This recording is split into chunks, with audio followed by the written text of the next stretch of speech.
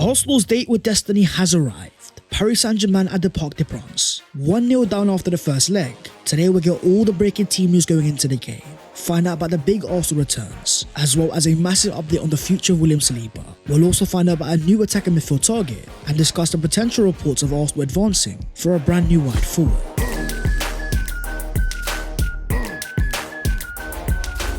Yo, what is going on, guys? My name is Bass14. Welcome back to your boys channel. I hope you guys are doing sensational. Your boy's not been here for a week, and let's just say so much has happened that we have to break down, as well as the breaking news going into Paris Saint-Germain. So as per, smash a like on this video if you do enjoy, and subscribe to the channel if you are new. Help your boy on the road to 300,000 subscribers. But starting off with the breaking Arsenal news, because Mr. Fabrizio Romano has spoken regarding the future of Arsenal midfielder Jorginho. Arriving back in January 2023, many Arsenal fans against the signing. Never quite a guaranteed first team starter, but whenever called upon a reliable player, his Arsenal chapter is now coming to a close. As Fabrizio Romano gave us the here we go, Jorginho is set to join Flamengo on a free transfer. Plan confirmed since January and the deal is set to be sealed. A 3-year deal with Flamengo has been verbally agreed. And all I want to say is thank you, Uncle Georgie.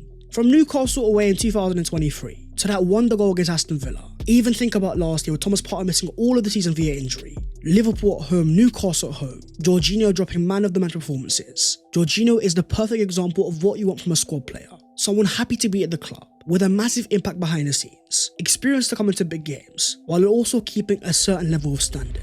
As a reliable hand of Arsenal says, people don't understand how valuable this guy is. You assume he kicks a ball for 90 minutes and goes home. But this man is the glue in our squad. When the whole fanbase celebrated Gabriel Martinelli's winner at the Bernabeu, guess who was motivating him every day during his bad patch? Many times is what we don't see that truly matters. Value cannot be placed on such people. His departure only means one thing, and that is extra work this summer, which was only further emphasised in Arsenal's 2-1 defeat to Bournemouth. In a game that Arsenal took the lead for only the 4th time in the league this season, Arsenal tasted defeat, having now dropped 21 points to winning positions in the Premier League this season, our joint most in a single campaign since 2019-20, a year that Arsenal finished 8th. Despite many being surprised by how strong Mikel Arteta went, but the idea behind it was clear. After Liverpool secured their 20th league title, the goal had changed: secure Champions League football and keep your second place. But after dropping more points, Arsenal do remain second, only 3 points clear of third place City and 4 clear of Newcastle. So Chelsea beating Liverpool 3-1 was not ideal, but with Brighton holding Newcastle to a 1-1 draw, it gives Arsenal a very simple objective in the league: win your next game and secure your place in next year's Champions League.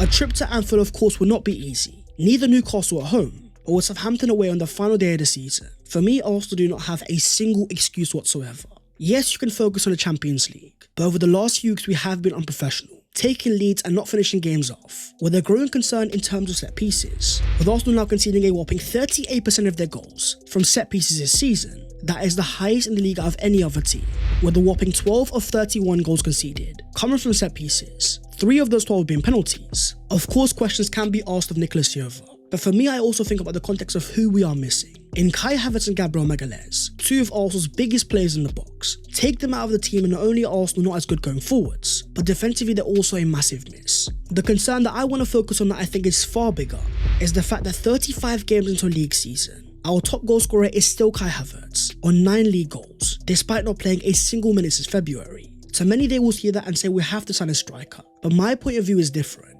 As much as a striker will elevate Arsenal, I also want to look into our creativity. In a year that Arsenal rank only 7th for XG created, behind the likes of Spurs, Newcastle and Bournemouth, we were also 6th in terms of big chances created, with Chelsea, Villa, City and Newcastle all making more big chances. The best teams not only have the best finishers, but they're also machines in terms of constantly creating chances. So as Declan Rice said before the Paris Saint-Germain game, it's all about someone delivering a magic moment, talking about the fact of how important Mikel Arteta sees it as well. Odegaard's form has been poor. Apart from Saka, Arsenal do lack mavericks, which makes me think about summer 2025, with Arsenal potentially in the market for a brand new attacking midfielder. According to the reliable hand of Arsenal, Leicester midfielder Bilal El-Khanous has many fans within the club, with even Sacha Tavaleri saying Leicester will only demand £22 million to sell El-Khanous following their relegation.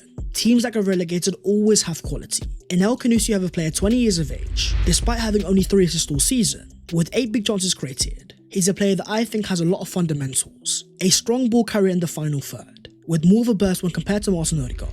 You look at his last game against Southampton, as El-Khanous dropped an 8.0 rating, with 1 assist, 5 key passes and 1 big chance created, 3 of 6 dribbles as well. At the price tag of only £22 million, this is a great market opportunity. A profile different to Martin Odegaard, more of a final action specialist, than focusing on the build-up phase. When you've got Thomas Partey, you've got Declan Rice, and maybe even Zubimendi. Not to mention Timber and Lewis Kelly, both excellent in the build-up phase. For me, our attacking midfielder needs to be focused on scoring more goals. We need to have a player that can reach the level of Kevin De Bruyne, which also brings me to a player in RB Leipzig, Dutch international Xavi Simons. With 10 goals and 8 assists this season, still only 22 years of age, Simons could be available this summer, having signed permanently for Leipzig only back in January. Another profile that excels when it comes to ball carrying. With 7 assists and 12 big chances created, he's a profile that I do see as a maverick, able to provide moments out of nowhere. But in terms of Arsenal and their forward recruitment, we've also got some news on a wide forward.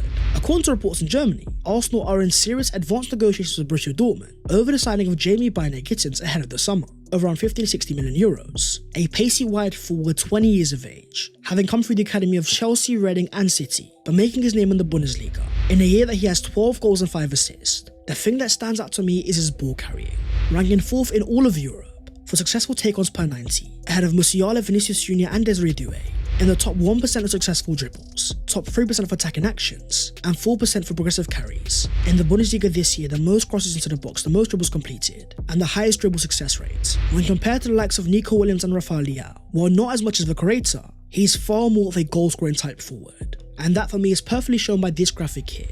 When it comes to shot-creating dribbles per 90, Gittens is one of the best players in all of Europe, ahead of Musiala, Leao, Yamal and Vinicius when it comes to making shots from dribbles. I won't sit here and say that he's by any means the finished article, but if the price tag is under £50 million, again you have to focus on the fundamentals. For an Arsenal team that needs more ball carriers, Gittens could be yet another maverick, with his agents being the Elite Project Group, the same agent of Saka, Nketiah, Alex Obi and Chidobe. Andrea Berta will definitely be acting, with even more reports coming out from the UK saying that Arsenal is showing fresh interest in Rodrygo Kudus. The player has an £85 million release clause on his contract, although it is unlikely that Arsenal would be willing to pay that fee, with even more exciting reports coming out of Spain saying that Arsenal have inquired about the availability of Rodrygo in recent days. The player will speak to Xavi Alonso to find out his role in the team and then make a decision.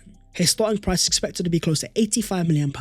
More and more reports are confirming that Arsenal are after wide forwards. So with all these options on the radar, talk to me down below in the comments. What wide forward do you want to see Arsenal go for to elevate our left-hand side? But now let's talk about the future of William Saliba. Despite confirming in the past, I am really happy here at Arsenal. I have 2.5 years on my contract and I want to continue here. I want to win big things with Arsenal. If you leave this club and you don't win anything, then the fans will forget you. I want to win here. The issue, my friends, that we have is Real Madrid. Because after Fabrizio Romano confirmed that Real Madrid are clear, they will be ready to go for William Saliba when the opportunity arises. They are waiting to see what happens with the talks between the player and the club, just like they did with Trent. Even the reliable hand of Arsenal has confirmed Real Madrid have made it very clear in the past weeks that William Saliba is their first choice. Arsenal will now do everything they can to retain the defender, and it's down to the club to show Saliba that they are a serious institution. Real Madrid are doing that thing once again, identifying a player who hasn't signed a new contract with the potential of signing him on a free. They have done it with Antonio Rudiger, they've done it with Kylian Mbappe, and they've done the same with Trent Alexander-Arnold. After Fabrizio Romano gave us a here we go of Trent going to Real Madrid, this, my friends, was scary and I'll tell you exactly why. Taking a Scouts player from the home of his club, despite the future of being a potential captain, winning the Premier League title, and reports confirming that Liverpool made an offer that would have made Trent the highest paid fullback in the Premier League and one of the highest in world football. Money wasn't even talking needed success, because when Real Madrid come knocking, most players turn their heads. And the most important fact that we have to remind ourselves, the ball is still in Arsenal's court. So as L'Equipe confirmed, Saliba has been in talks with Real Madrid, and it's the only club that he would be willing to leave Arsenal for. But the defender does not intend to leave Arsenal. Now the club will have to prove it's possible to win trophies here. A man that himself once said, "I was born in North Paris, but I became a man in North London." The advantage that Arsenal have is the fact that we are in London. Players that have multi-million pounds are said to be massive fans of the city. All of that means nothing if Arsenal can't show Saliba he can win trophies here. So with a massive summer transfer window looming, a statement needs to be made.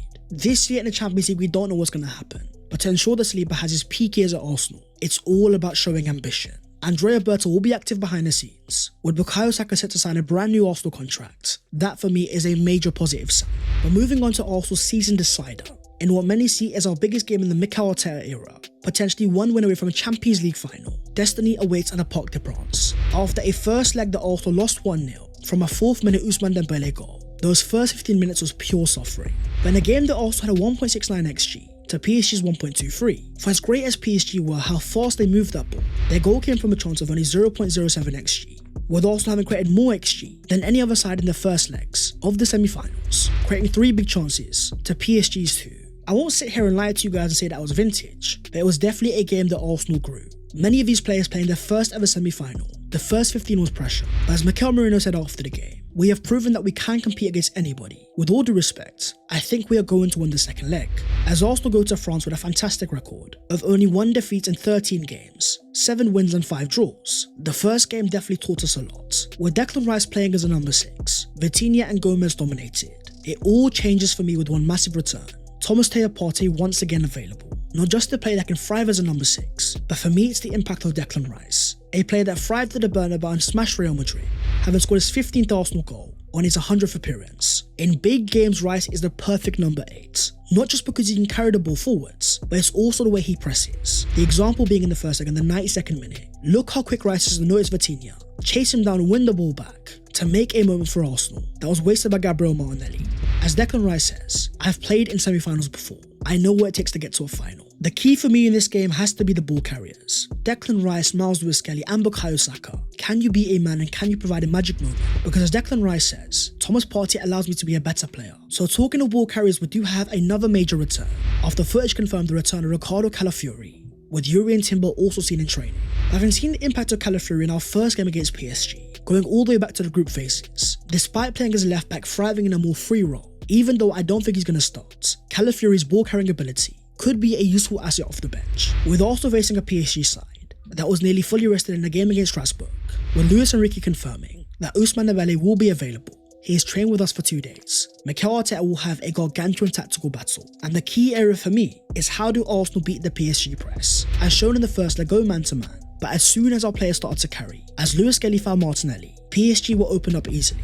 So despite Bukayo Saka saying before this game, I will not tell you the Arsenal tactics. The key for me in this game is going to be individual brilliance, with Rice emphasising before the game the importance of a moment of magic. Think back to Real Madrid and how we beat them. If not for those 2 world-class free kicks, it could have easily been a different game. The return of Partey will be gargantuan, allowing Rice to play as an 8, but also Merino to play up front. Another area to attack PSG who might have great ability on the ball, but aerially definitely have weaknesses. Think back to that 2-0 win earlier in the season. The height of Havertz played a massive part, of course scoring the first Arsenal goal. But the most important thing is mentality. As Declan Rice says, we have to have big balls. Go out there on the biggest stage and show that we're ready to play at this level. That's why I'm looking at the captain Martin Odegaard. Speaking after the defeat against Bournemouth, he says, we are very angry and disappointed, so we can use all those emotions on Wednesday. We know what we are playing for. We have to stick together and create energy to be ready. After a poor first leg against PSG, despite the rumours behind the scenes that Odegaard might still be struggling from an injury early in the season, when you're the captain of Arsenal Football Club and you're in a Champions League semi-final, it's all about taking responsibility. With the recent change in Mikel Arteta's philosophy of allowing players to be more fluid, whether it's Rice going in the centre forward, Saka allowed to go on the left-hand side, it's a positive sign that Arteta is allowing more freedom. So after a crazy game at the San Siro, where Inter Milan knocked out Barcelona 4-3, the first team in Munich has been confirmed. Simeone Inzaghi's wonderful Inter Milan. Now it's over to Arsenal to see what they're made of. In a season full of so many lows, disappointment in the Premier League, we are only 1 win away from potentially reaching a Champions League final. But that is the video there and there, so hopefully you guys have enjoyed. If you have, don't forget to smash a like and also subscribe to the channel if you are new. If you want to follow your boy on all of his social medias, and the links are down below in the description. But that was all of your latest Arsenal news today ahead of a massive gargantuan game at the Parc des Princes, a Champions League semi-final, 1 win away from a Champions League final. Arsenal, my fingers are crossed, I am praying, perform, get the win, and you know what, give us a moment of joy in a season full of so many lows. Let's see what happens, my friends, and I'll see you next time. Take care and in a bit.